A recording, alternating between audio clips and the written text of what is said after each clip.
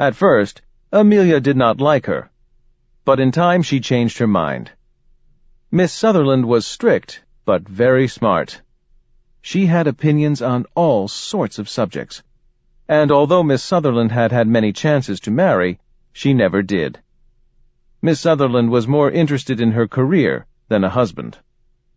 Miss Sutherland was an independent woman who made a big impression on her pupils. The other students and teachers at Agance admired Amelia. She was shy, but charming. She was a good athlete. She was also a practical girl. In a letter home to her mother, Amelia wrote, "I don't need spring clothes, so don't worry about sending me money. I know you all need things more than I." Once, Amelia even bought hand-me-down shoes from a friend. In her second year, Amelia was elected vice president of her class. Amelia wrote the class motto. She strongly believed in what it said. Honor is the foundation of courage. While Amelia was at Agance, the United States entered the First World War. During the Christmas holidays of 1917, Amelia went to Toronto, Canada. Her sister Muriel was in school there. Amelia's mother also joined them. In Toronto, Amelia saw soldiers who had been wounded in the war. Amelia wanted to help. Within a week, she made a decision. She was not going back to Agance. Instead, she would stay in Toronto. Amelia would train to be a nurse's aide and work in a hospital. People who knew Amelia weren't surprised. Amelia always acted on what she believed in. Chapter 3. Amelia chooses a career. Amelia worked in a Toronto hospital until World War I was over. Then she came back to the United States. She wanted to study science. Maybe she would become a doctor. Amelia decided to enroll at Columbia University in New York City. At that time, most men wanted wives who would stay at home. That was fine with most women, but not Amelia. She could not understand why a woman had to give up work just because of a wedding ring.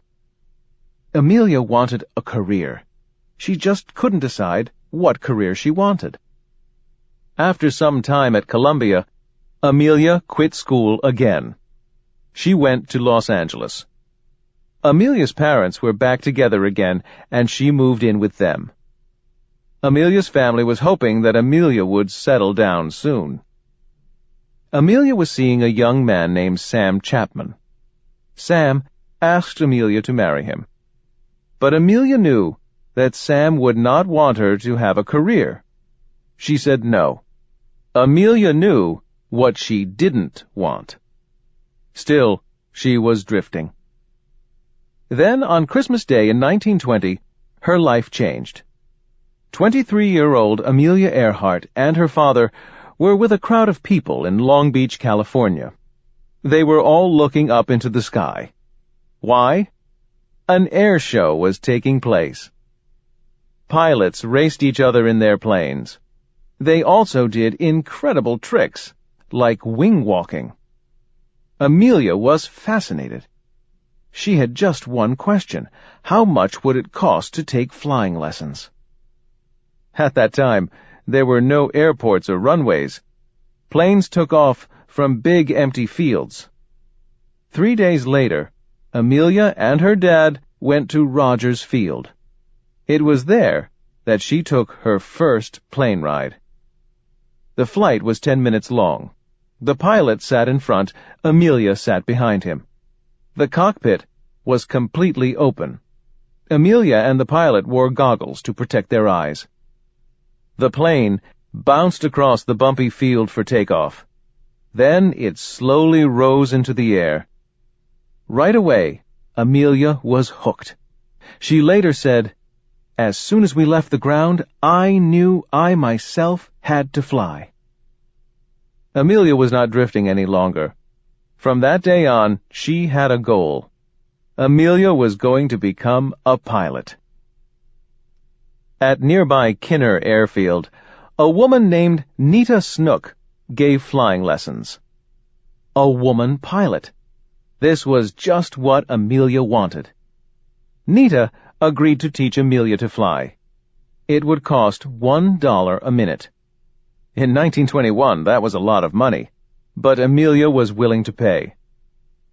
The next day, Amelia arrived for her first flying lesson in riding pants, boots, and a jacket.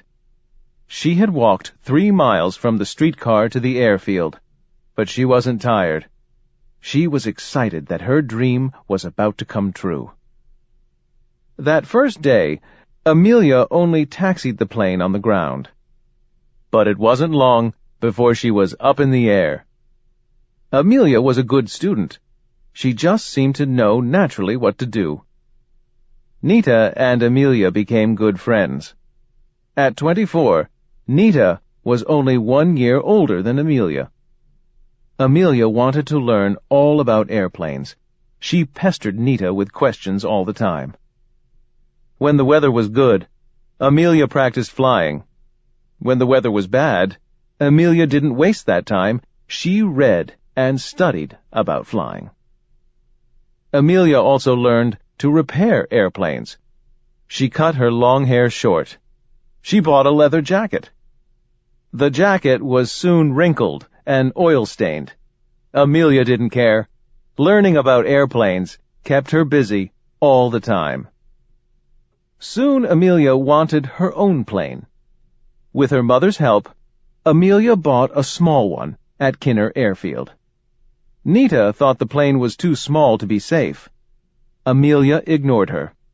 She had her plane painted yellow, and she named it the Canary. On December 15th, 1921, Amelia took the test for her license. It was a little less than 1 year from when she took her first lesson, but